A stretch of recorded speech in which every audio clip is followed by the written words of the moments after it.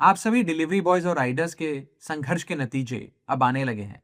और good news ये है कि केंद्र सरकार की मिनिस्ट्री ऑफ लेबर ने आप सबके लिए ड्राफ्ट सोशल सिक्योरिटी रूल्स अब जारी कर दिए हैं। ये रूल्स आप सबकी सोशल सिक्योरिटी को सुनिश्चित करने में मील का पत्थर साबित होंगे। मैं केंद्र सरकार की इस पहल का स्वागत करता हूं।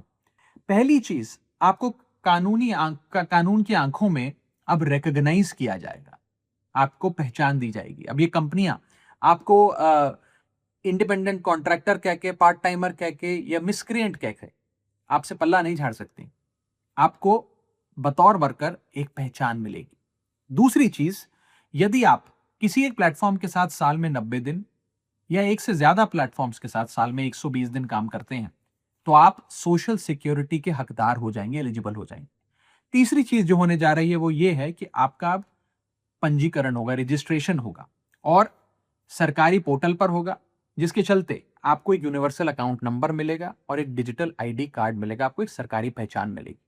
अब कोई कंपनी एक सीक्रेटिव एल्गोरिथम के पीछे छुपकर आपको मिटा नहीं सकती, आपको आपकी आइडेंटिटी को रिमूव नहीं कर सकती। चौथी चीज जो होने जा रही है वो ये है कि अब ये कंपनियां लीगली बाउंड होंगी तमाम वर्कर्स को रजिस्टर करने के लिए, ये डेटा सरकार से शेयर करने के लिए और हर 3 महीने में इस डेटा को अपडेट करने के लिए। अब कोई बहाने नहीं, कोई एक्सक्यूजेस नहीं, कोई ये कहकर that we are just a tech platform कहकर कोई कंपनी अपनी जिम्मेदारी से भाग नहीं सकती।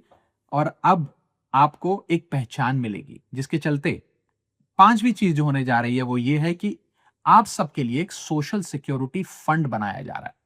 ये सोशल सिक्योरिटी फंड में कंपनियां, ये प्लेटफॉर्म्स जो हैं, इनको अपनी आमदनी का एक परसेंटेज उसमें जमा करना होगा और ये फंड आपकी सामाजिक सुरक्षा पे खर्च होगा। ये कोई चैरिटी नहीं है, ये कोई सीएसआर नहीं है, ये कोई बहाना नहीं है, ये एक स्टैट्यूटरी रिक्वायरमेंट है, कानूनी जिम्मेदारी।